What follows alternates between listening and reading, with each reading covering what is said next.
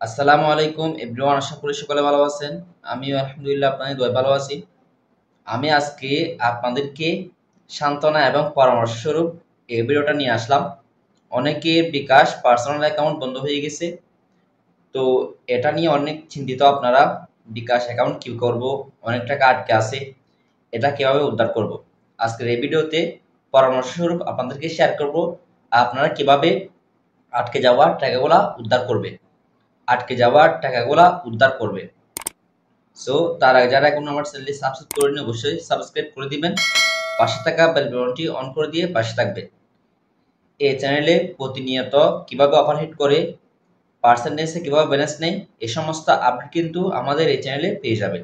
অবশ্যই চ্যানেলটি সাবস্ক্রাইব করে রাখলে যখন আমি ভিডিও আপলোড করব তখন এগুলো আপনি দেখতে পাবেন। সো আর যারা এখন আমাদের অফার সেল ডিসেল গ্রুপ অ্যাড হননি অবশ্যই এখানে অ্যাড হয়ে নেবেন। এখানে অ্যাড হলে আপনি একদম পাইকারি রেটে অফার নিতে পারবেন। আপনি যদি একজন দোকানদার হন সেক্ষেত্রে আমাদের সেল মার্কেট প্ল্যাটফর্ম কিন্তু ব্যবসার মধ্যে অনেক এগোবে, আপনার ব্যবসার মধ্যে অনেক মানে ভূমিকা পালন করবে। অর্থাৎ আপনি একটা অফার কিনেন কারো কাছ থেকে 5-10 টাকা লাভে, আপনি কিন্তু একদম পাইকারি রেটে আমাদের এখান থেকে কিনতে পারবেন। এখান থেকে একদম পাইকারি রেটে কিন্তু অফারটা নিয়ে আপনি আপনার কাস্টমারকে সেল দিতে পারবেন। একটা অফার 2-3 মিনিটের মধ্যে ডান হবে ইনশাল্লাহ। এখানে কোনো আগে পেমেন্ট করতে হবে না। আপনি সারাদিন অফার নিয়ে সারাদিন আপনি নম্বর দিলে আপনাকে অফার সাথে সাথে দিয়ে দিবে, আপনি কিন্তু রাতে ফিরে হয়ে পেমেন্ট করতে পারবেন। এটা হচ্ছে আমাদের সবচেয়ে বেশি সুবিধা। আপনারা যারা এখানে অ্যাড আছেন সবাই কিন্তু মানে আগে পেমেন্ট করতে হয় না, এটার জন্য কিন্তু এখানে অ্যাড আছেন। এখানে অবশ্যই অ্যাড ফি দিয়ে তথ্য জমা দিয়ে অ্যাড হতে হবে। বর্তমানে অ্যাড ফি হচ্ছে 200 টাকা, সামনে কিন্তু আরও বৃদ্ধি হয়ে যাবে। অ্যাড ফিটা কিন্তু আরও বৃদ্ধি হয়ে যাবে। এখানে অ্যাড হতে হলে অবশ্যই আপনাকে নিজের আইডি কার্ড না থাকলে মা বাবার এই জন্ম নিবন্ধন, মা বাবার আইডি কার্ড নাম্বার ইত্যাদি দিয়ে কিন্তু এখানে অ্যাড হতে হবে।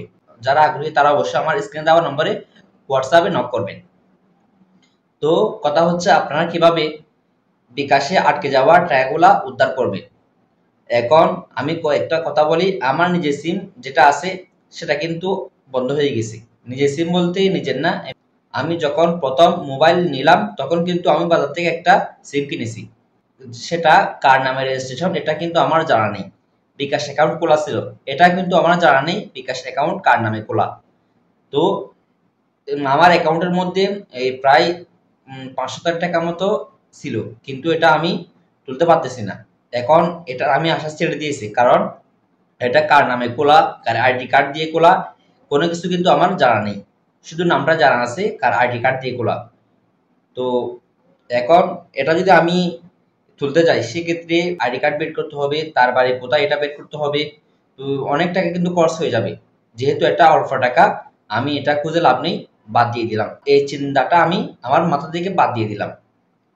তো আপনাদের তো অনেকের কাছে 26,000 টাকা, 30,000 টাকা, 5,000 টাকা এরকম আমাকে অনেকে ইনবক্সে এসে বলছেন ভাই টাকাগুলো কিভাবে উদ্ধার করবো। আসলে আপনার যদি পার্সোনাল সিম হয়, অর্থাৎ বিকাশটা আপনার আইডি দিয়ে অথবা আপনার মা বাবার আইডি দিয়ে, বিকাশটা আপনার মা বাবার আইডি দিয়ে খোলা অথবা আপনার নিজের আইডি দিয়ে খোলা, সেক্ষেত্রে কিন্তু টাকাগুলা আপনি উদ্ধার করতে পারবেন খুব সহজে। আপনি আপনার এলাকার যেই কাস্টমার কেয়ার আছে, কাস্টমার কেয়ার আপনারা কিভাবে খুঁজবেন। বিকাশ কাস্টমার কেয়ার নাম্বার হলো এই 16,247। এই নাম্বারে কিন্তু আপনি কল দিলে জিজ্ঞেস করবেন আমাদের আশেপাশে কাস্টমার কেয়ার কোন জায়গায় পাবো, তারা কিন্তু আপনাকে ঠিকানাটা বলে দিবে এবং ঠিকানাটা আপনাকে মেসেজ করে আপনার নাম্বারে পাঠিয়ে দিবে। আপনি সেই জায়গায় গিয়ে তাদেরকে দেখাবেন, অর্থাৎ সাথে আপনার আইডি কার্ড, যেটা অরিজিনাল আইডি কার্ড আছে সেটা নিতে হবে এবং যার নামে বিকাশটা খোলা তাকে সাথে নিয়ে যেতে হবে। তারা কিন্তু আপনার বিকাশটা খুলে দিবে। অনেকে কিন্তু একটা আইডি কার্ড দিয়ে 2টা অ্যাকাউন্ট করছেন। আগের যে অ্যাকাউন্ট ছিল সেটা দিয়ে করছেন, তারপর যখন স্মার্ট কার্ড দিল সেটা দিয়ে কিন্তু আপনি অ্যাকাউন্ট করছেন। তাদের অ্যাকাউন্ট কিন্তু 2টা থাকবে না, আগে যেটা করছেন সেটা কিন্তু বন্ধ করে দিবে, বন্ধ করে দিয়েছে বা সামনে দিবে। আপনারা অবশ্যই অবগত থাকবেন। এরকম একটা আইডি দিয়ে যদি মানে একাধিক অ্যাকাউন্ট খোলা থাকে সেক্ষেত্রে আপনারা সেই অ্যাকাউন্ট থেকে টাকাগুলো সরিয়ে ফেলবেন, এগুলা বন্ধ হয়ে যাওয়ার সম্ভাবনা আছে। তো অবশ্যই এটা খেয়াল রাখবেন। আর অনেকে এই মানে অনলাইনের মাধ্যমে, কুরিয়ারের মাধ্যমে বিভিন্ন জনের কাছ থেকে অফার সেল করার জন্য অথবা বিভিন্ন অফার নেওয়ার জন্য অটোভাবে আপনি বিকাশ অ্যাকাউন্ট করে নিচ্ছেন, তাদের অ্যাকাউন্ট কিন্তু বন্ধ হয়ে যাওয়ার সম্ভাবনা আছে। তা আপনারা অবশ্যই সেই অ্যাকাউন্টগুলো যদি ব্যবহার করেন সমস্যা নেই, ব্যবহার করেন, কিন্তু ওখানে আপনি টাকা রাখবেন না। টাকা যদি প্রয়োজন হয় তখন অ্যাড করবেন, সাথে সাথে কিন্তু টাকাগুলো তুলে ফেলবেন। এটা কিন্তু বন্ধ হয়ে যাওয়ার সম্ভাবনা আছে, কারণ এটা কার আইডি কার্ড দিয়ে খোলা, কার মানে কিভাবে খুলবেন কোনো কিছু কিন্তু আপনার জানা নেই, আপনি শুধু বিকাশ খোলা আছে এটা ব্যবহার করতেছেন। অবশ্যই আপনারা অবগত থাকবেন। আপনার মা বাবার আইডি কার্ড অথবা ভাইয়ের আইডি কার্ড দিয়ে যদি খোলা থাকে সেক্ষেত্রে ওই অ্যাকাউন্ট গুলোর মধ্যে কিন্তু কোনো বই নেই।